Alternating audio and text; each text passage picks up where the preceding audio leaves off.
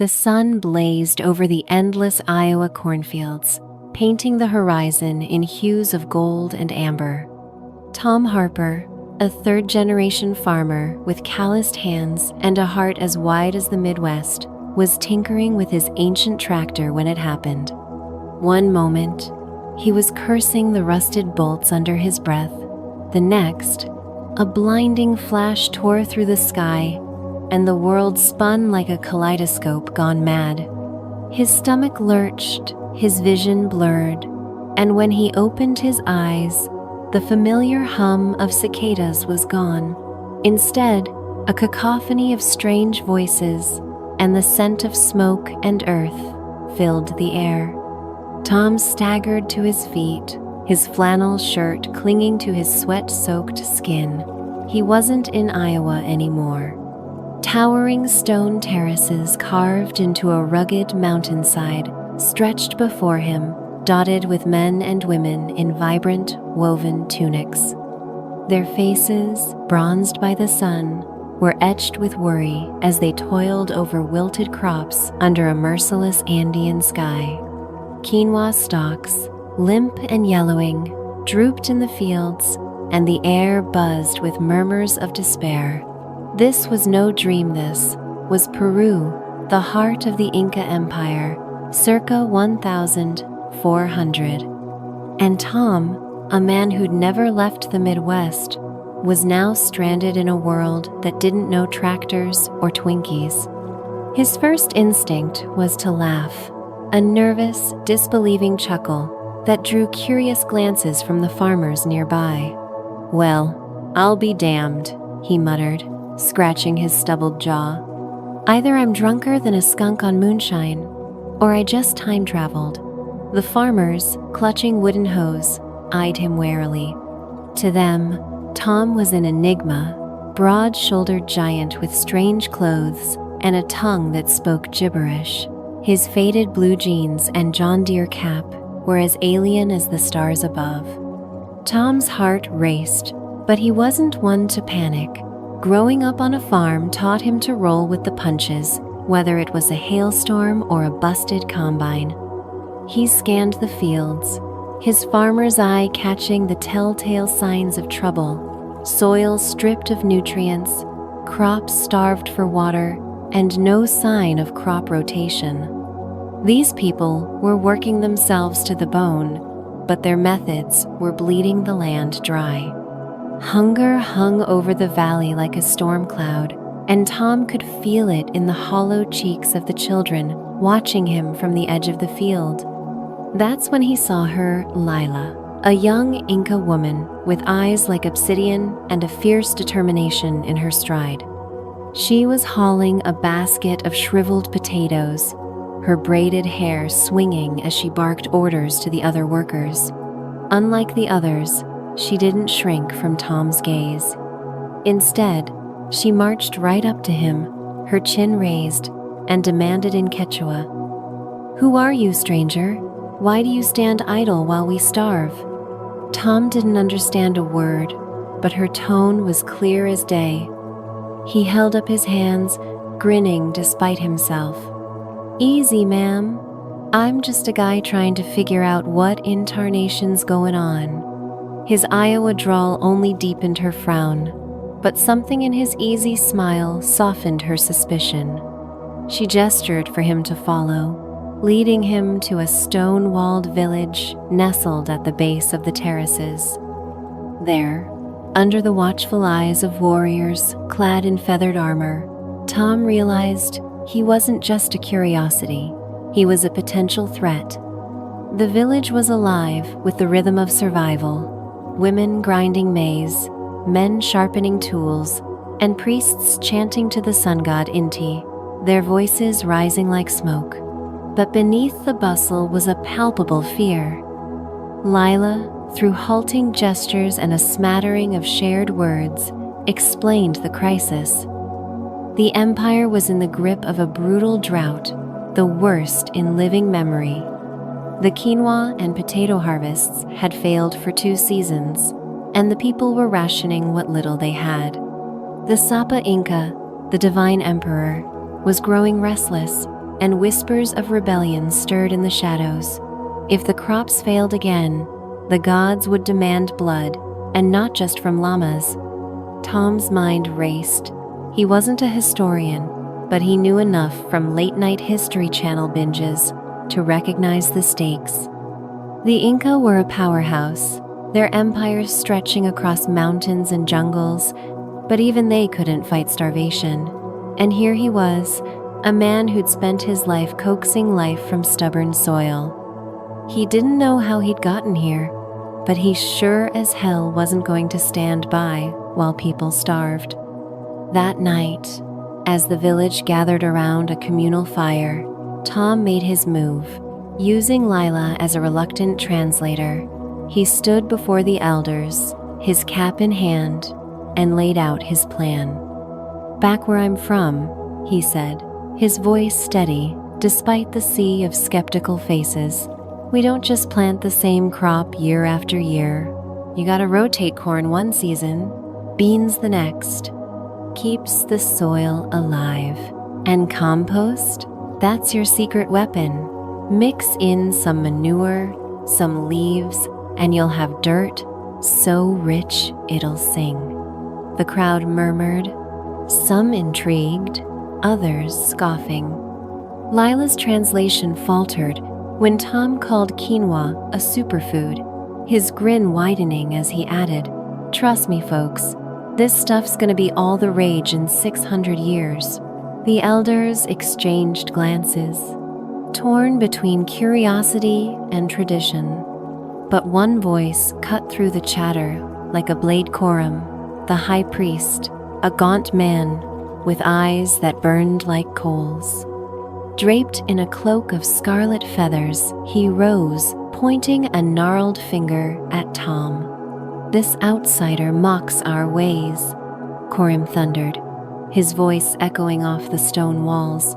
"The gods have cursed our fields because we have strayed, and now this pale stranger dares to challenge Inti's will?" The crowd shrank back, fear rippling through them.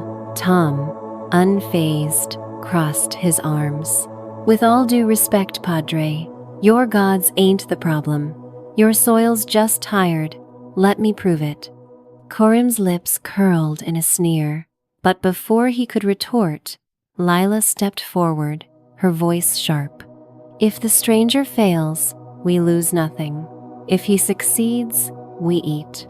Her words hung in the air, and the elders, after a tense deliberation, agreed to give Tom a chance. One small plot of land, one season to prove his magic, but Corim's glare promised trouble, and Tom knew he'd made an enemy. As the fire died to embers, Lila pulled Tom aside, her expression a mix of hope and warning. "You speak boldly, Tom Harper," she said, her accent wrapping around his name like a melody. "But the priest's power is great, and the people fear him. If you fail, it will not be just your life at stake." Tom nodded, his jaw tight. "Then I won't fail." The next morning, Tom set to work, his hands in the dirt as he taught a small group of farmers, Lila, among them the art of crop rotation. He showed them how to layer compost, chuckling as they wrinkled their noses at the smell. "Trust me," he said, tossing a handful of rich, dark soil. "This stuff's gold." Lila watched him closely, her skepticism softening as she saw the logic in his methods. There was something about Thomas' quiet confidence, his refusal to bow to fear that stirred something in her. And Tom, for his part, couldn't help but notice the fire in her eyes, a spark that made this strange world feel a little less lonely. But as the days passed, the drought tightened its grip. The river that fed the terraces dwindled to a trickle, and Corim's whispers grew louder, sowing doubt among the farmers. One night, as Tom knelt by his test plot, coaxing a frail quinoa sprout to stand tall, a shadow fell over him. Corim stood there, his voice low and venomous. "You think you can defy the gods, outsider?"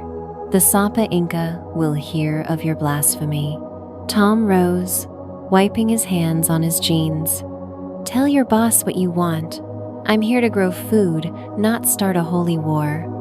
The priest's eyes narrowed, but he said nothing more, vanishing into the night. Tom's gut churned. He was no hero, just a farmer with a knack for dirt. But the stakes were rising, and the clock was ticking. Somewhere in the distance, a condor screamed, its cry swallowed by the vast, star-strewn sky. Tom didn't know how he'd save a starving empire, or if he'd ever see Iowa again. But one thing was certain. He was in too deep to back out now.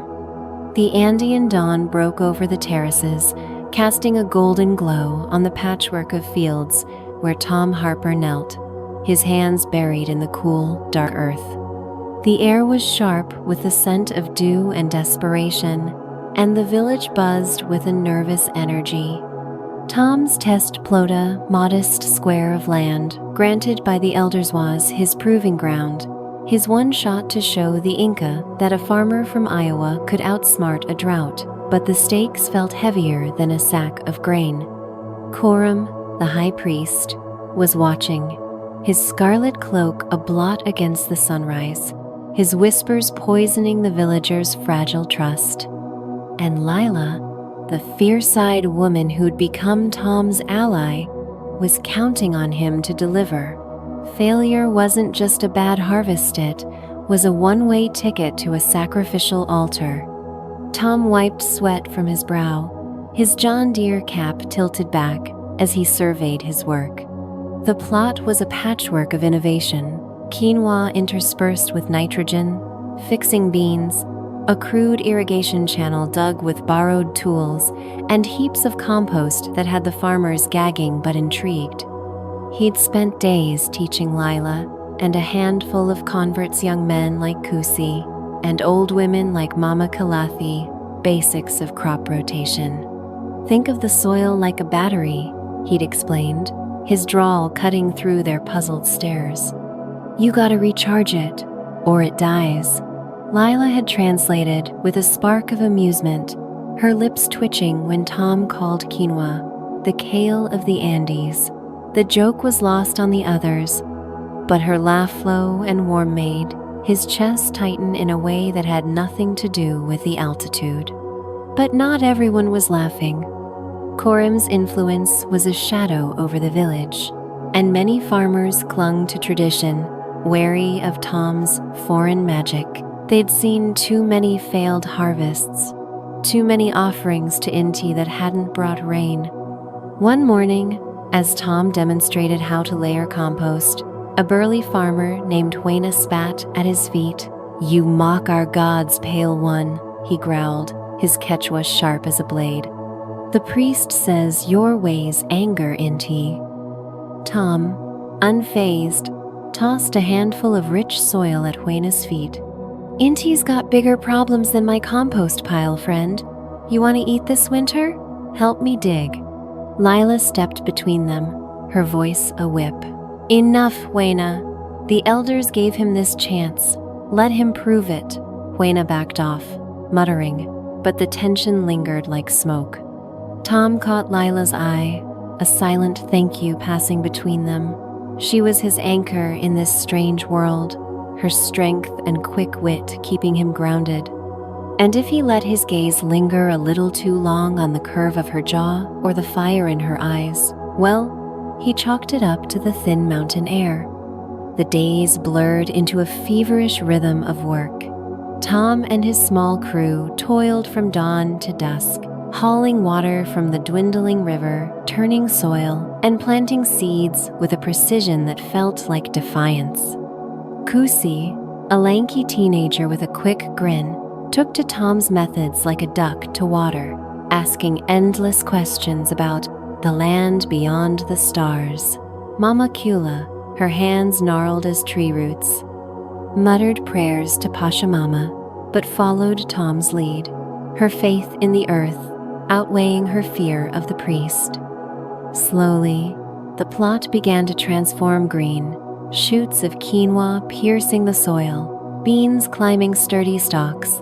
It wasn't a miracle yet, but it was a start. Tom's confidence grew, but Coram was never far behind.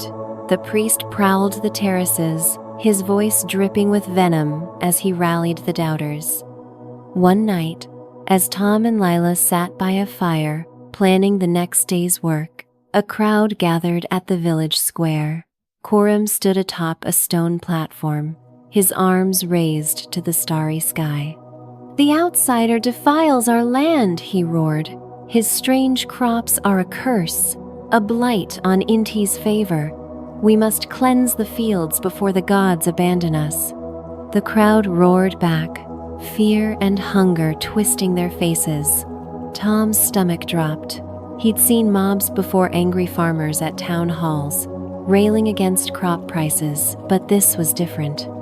This was a spark away from a witch hunt. Lila grabbed his arm, her grip fierce. "You need to speak, Tom. Now." He hesitated, his tongue heavy with doubt. He was no orator, just a guy who knew dirt.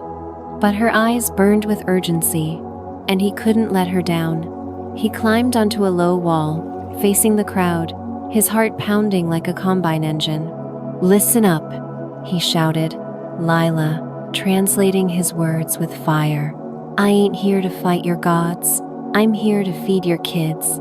My ways, they're not magic, they're just what works. Give me one season, and I'll show you fields so full you'll be sick of quinoa."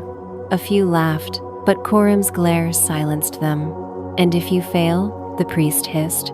Tom met his gaze, unflinching. "Then you can do what you want with me, but I won't fail." The crowd wavered, torn between fear and hope. Lila's voice rang out, sharp and clear. "He asks for time, not blood.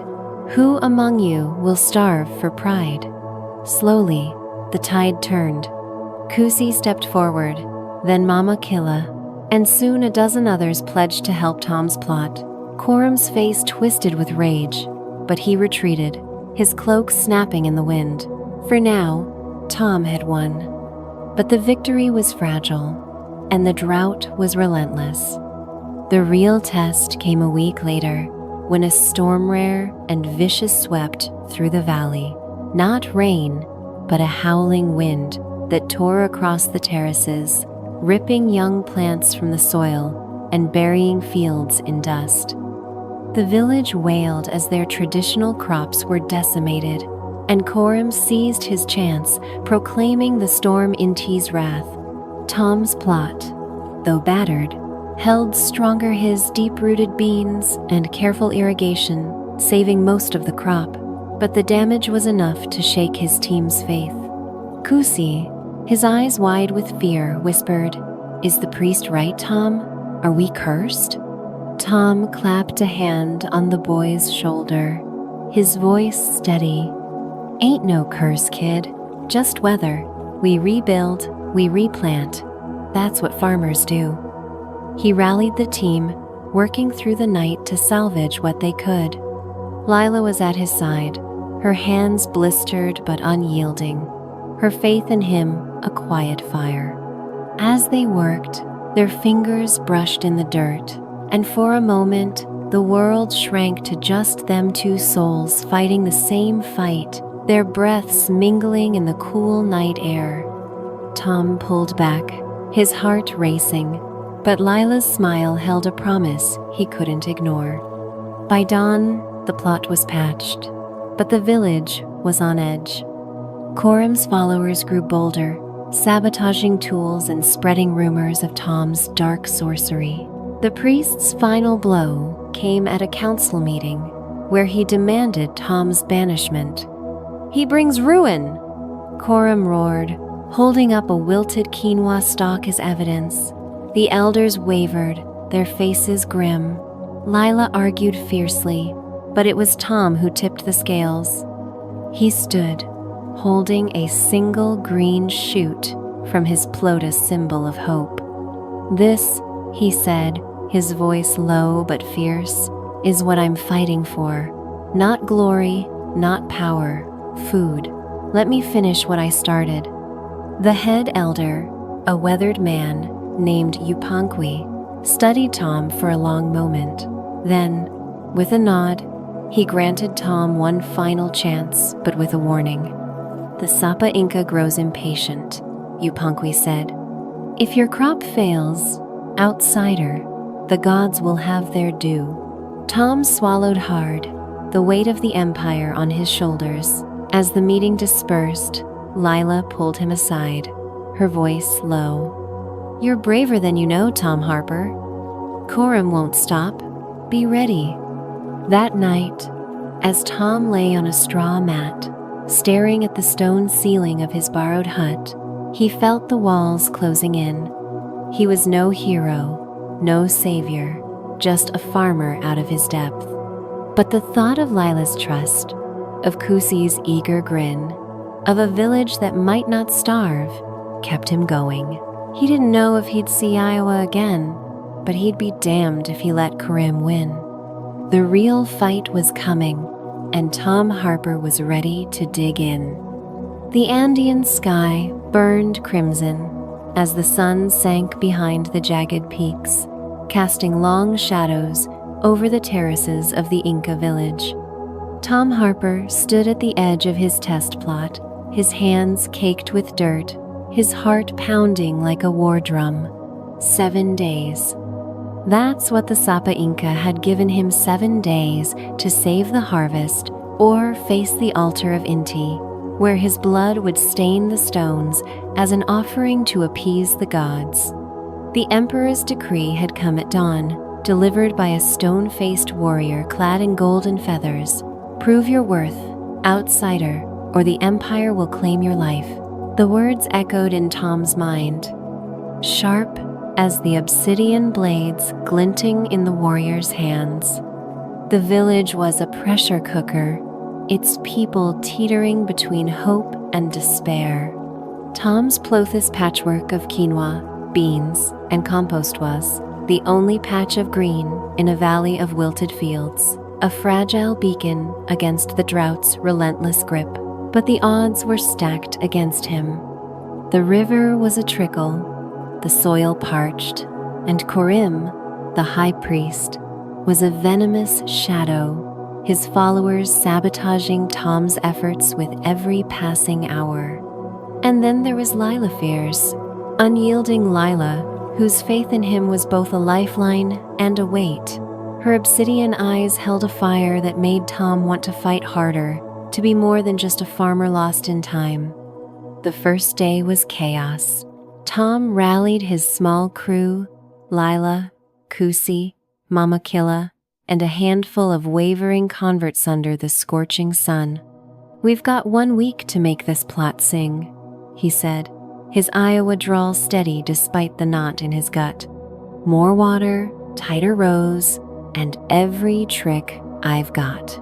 He showed them how to mulch with dried leaves to trap moisture, how to shade young plants with woven mats, and how to ration their dwindling water supply with ruthless precision. Kusi, ever eager, darted between tasks, his laughter a rare burst of light. Mama Kila muttered prayers to Pachamama, her gnarled hands working faster than her doubts. But Lila was the linchpin, her voice cutting through the chaos as she translated Tom's orders and kept the doubters in line. By midday, trouble struck. A group of Coram's followers, led by the hulking Huena, stormed the plot, trampling a row of quinoa and smashing a clay irrigation channel. The gods curse your work, Huena bellowed, his fist raised. Tom stepped forward, his jaw tight, but Lila was faster, her voice a whip. Touch another plant, and I'll see you answer to the elders. Huena hesitated, his eyes flickering with fear of her authority, and backed off. But the damage was done. Precious water seeped into the cracked earth, and Tom's crew worked into the night to repair the channel, their hands blistered, their spirits fraying. That night, as the village slept, Tom and Lila sat by a smoldering fire, the stars blazing above like a map to nowhere. She handed him a cup of chicha, the fermented maize drink sharp on his tongue. "You're pushing too hard," she said, her voice soft but firm. "You can't carry this alone." Tom stared into the flames, his cap crumpled in his hands. "Back in Iowa, I'd be fixin' a tractor or haulin' corn. Here, I'm fightin' a priest, a drought, and a king who wants my head. Ain't much choice but to keep goin'." Lila's hand brushed his, her touch electric, and for a moment, the world shrank to just them. "You're not alone," she whispered, her breath warm against his cheek. Tom's heart raced, but he pulled back, the weight of the deadline crushing any spark. "I can't let you down, Lila. Not you, not them." The second day brought a new threat, a swarm of locusts, a black cloud that descended on the valley with biblical fury. The village wailed as the insects devoured what little remained of the traditional fields. But Tom's plot, shielded by his mulching and spaced rows, suffered less. He improvised, rallying the crew to burn bundles of dried herbs, the acrid smoke driving the swarm away. Corim seized the moment, proclaiming the locusts a sign of Inti's wrath, and a crowd gathered at the temple, chanting for Tom's blood. "Kusi shaken," whispered. "They're turning against us, Tom." But Tom clapped his shoulder, his voice firm. "Let 'em chant. We've got work to do." By the fourth day, the plot was thriving quinoa, stalks standing tall, beans curling around their supports, but the river was nearly dry.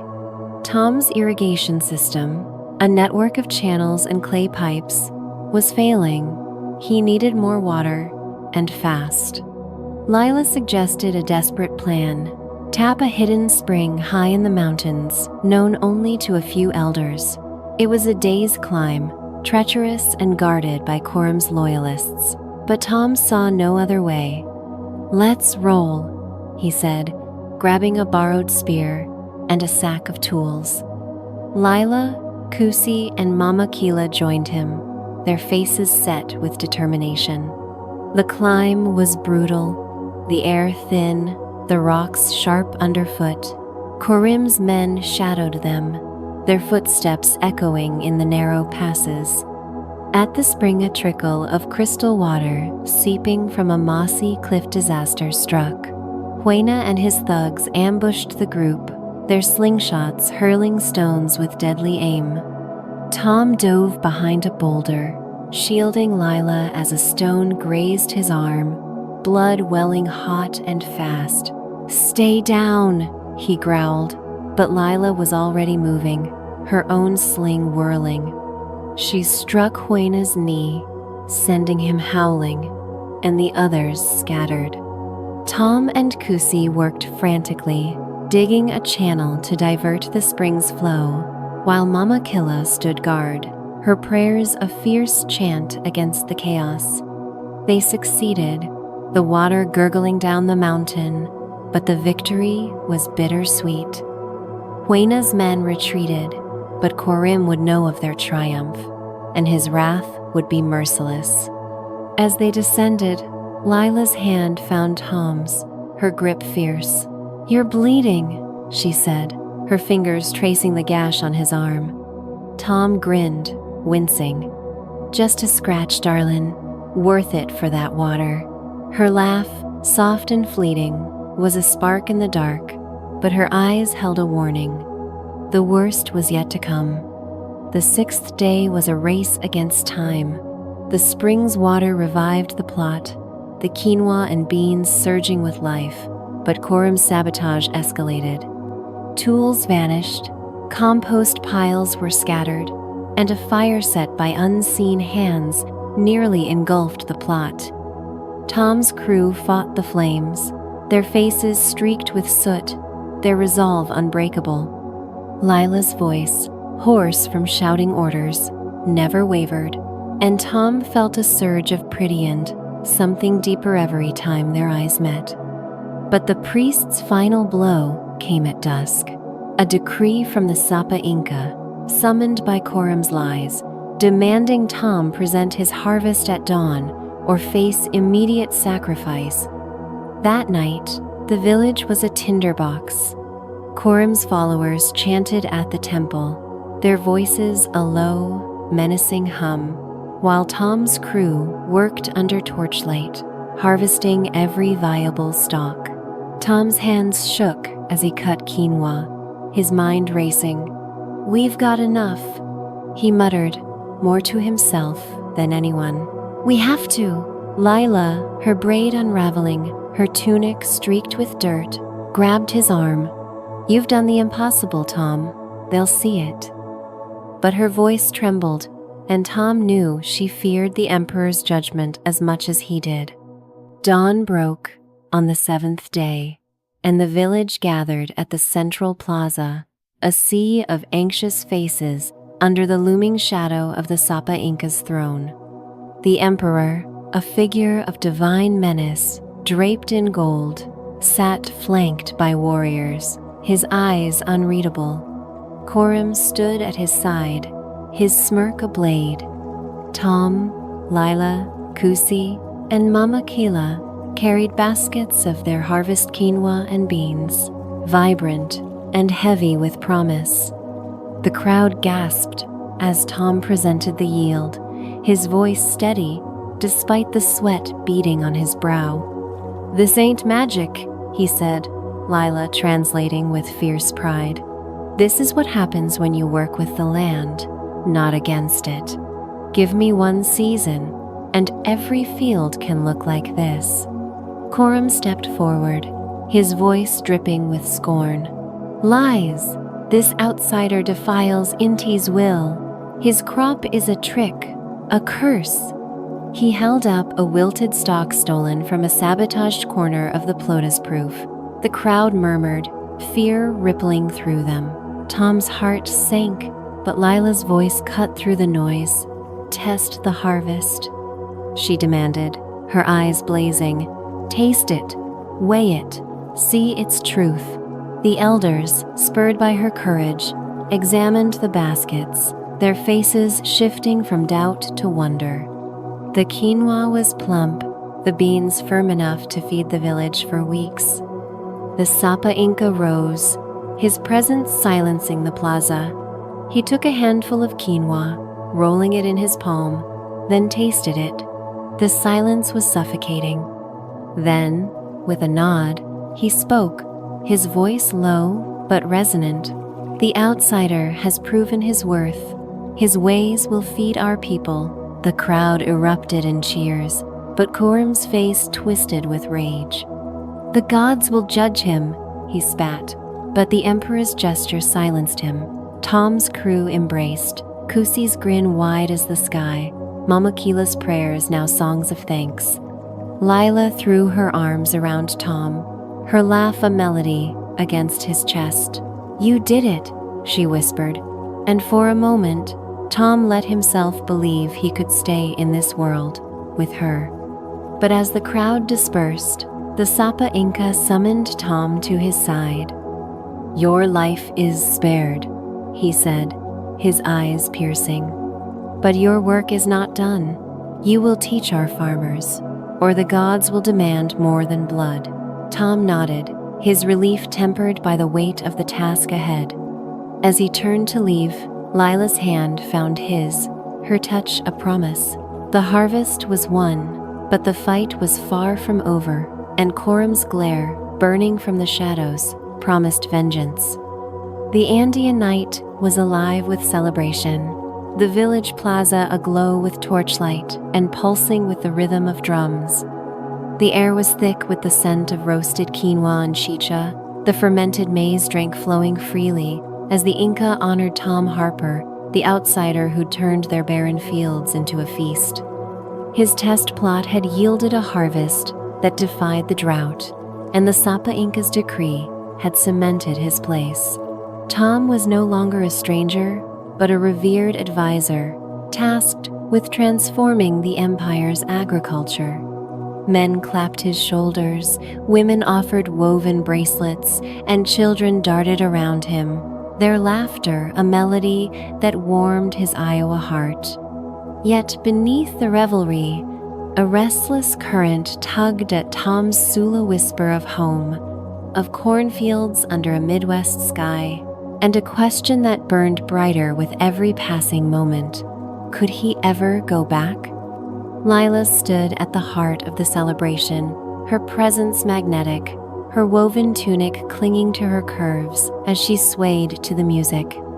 The firelight danced in her obsidian eyes, and her braided hair, loosened from the day's toil, cascaded over her shoulders like a midnight waterfall. She caught Tom's gaze across the plaza, her lips curving in a smile that was both a challenge and a promise. He felt a pull, raw and undeniable, as if the thin mountain air had stripped away every barrier between them. But before he could cross the crowd to her, a shadow fell over him. Corim, the high priest, his scarlet cloak billowing like a storm cloud.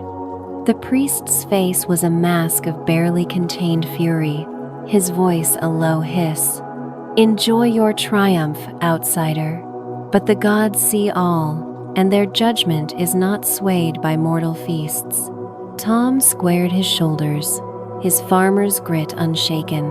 "Reckon your gods got bigger fish to fry than me, Padre," he drawled, his grin sharp. Coram's eyes narrowed, but he retreated into the crowd, his parting glance a blade of warning. Tom's gut churned.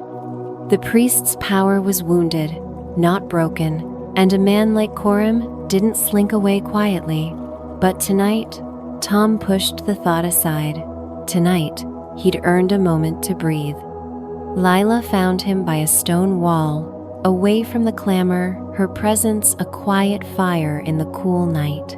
She pressed a cup of chicha into his hands, her fingers brushing his with deliberate slowness, sending a jolt through him. "You look like a man carrying the world," she said, her voice low, her accent wrapping around his name like silk. "What troubles you, Tom Harper?" He took a sip, the drink sharp on his tongue, and met her gaze. "This place, these people, you've given me a purpose, but I ain't from here, Lila. There's a whole other world waiting for me, and I don't know if I can just walk away." Her expression softened, but her eyes held a spark of defiance. "Then stay," she said, stepping closer, her breath warm against his cheek. "Stay and build something real with me." The words hung between them, heavy with possibility.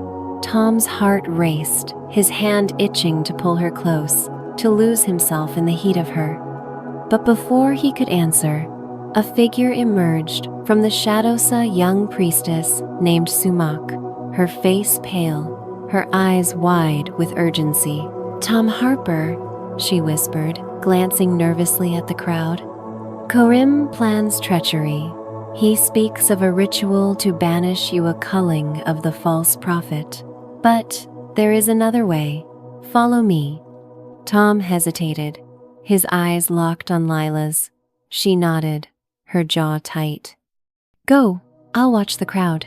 With a final glance, Tom followed Sumac, his pulse pounding as she led him through winding alleys to a hidden cave at the village's edge.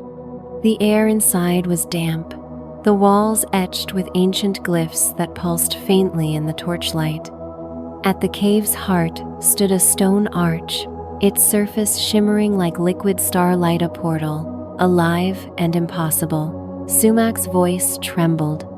"This is the gate of Inti, a secret known only to the high priests. Coram believes it can banish you to the void, but I have seen visions it may lead to your world." Tom's breath caught. Iowa flashed in his mind, golden cornfields, the hum of his tractor, the simplicity of a life he'd taken for granted. But then he thought of Lila, of the village's hunger, of the empire that needed his knowledge. The portal was a door to freedom, but it was also a gamble with his life. He touched the arch, its surface cool and tingling, and felt a pull, like a current drawing him forward. Sumac pressed a small carved stone into his hand, its surface etched with a condor. "Keep this," she said. "It will guide you, wherever you choose."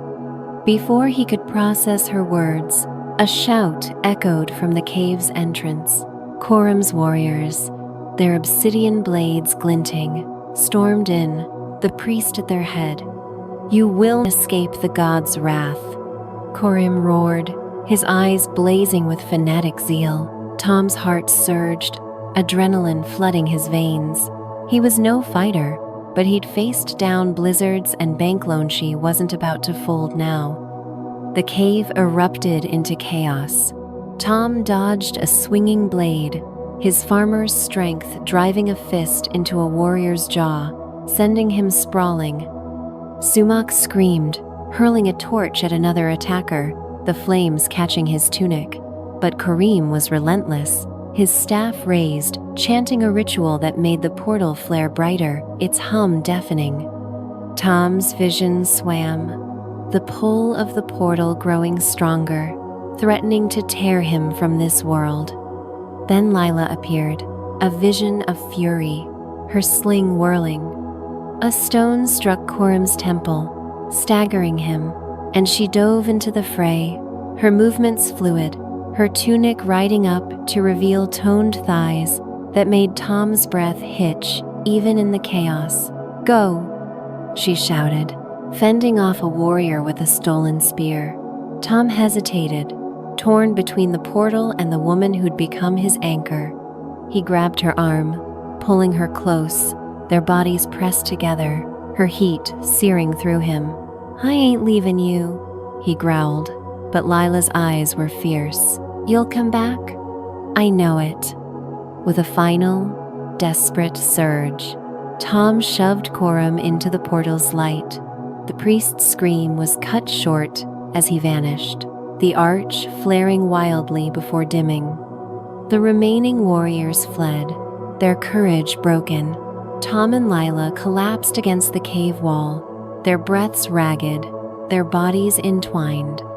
Her lips were inches from his, her gaze a storm of desire and defiance. "You're a fool, Tom Harper," she whispered, her fingers tracing his jaw. "But you're my fool." Their kiss was inevitable, hungry and urgent, a clash of worlds that set his blood on fire. As they pulled apart, the portal hummed softly, its light steady but faint. Sumac, bruised but alive, nodded toward it. "The gate will not stay open forever. You must choose soon." Tom looked at Lila, her face flushed, her body a siren's call, then at the stone in his hand. Stay and build a life with her, teaching the Inca to thrive, or step through and chase away home, perhaps to return with knowledge to save them all. The weight of it crushed him, but her touch grounded him, her smile a beacon. The celebration's drums echoed faintly, a reminder of the empire waiting beyond the cave. Tom's heart tore in two, but he squeezed Lila's hand, his voice low. "This ain't goodbye, darlin'. I'll find a way." She nodded, her eyes glistening but strong. "I'll hold you to that, farmer." As they stepped back into the night, the portal's glow lingered behind them, a promise and a mystery. What lay beyond home, oblivion, or something else entirely? And what would Coram's fate mean for the Empire? The questions hung unanswered, a tantalizing thread pulling toward a future unwritten. For now, Tom walked with Lila, her warmth a tether to this world, but the stone in his pocket burned with possibility, whispering of a journey yet to come. Want to know what Tom chooses? Will he step through the portal to Iowa, or stay to build a life with Lila? And what secrets does the Gate of Inti hide? Stay tuned for the next chapter of this time-traveling saga. Follow my channel for the thrilling continuation.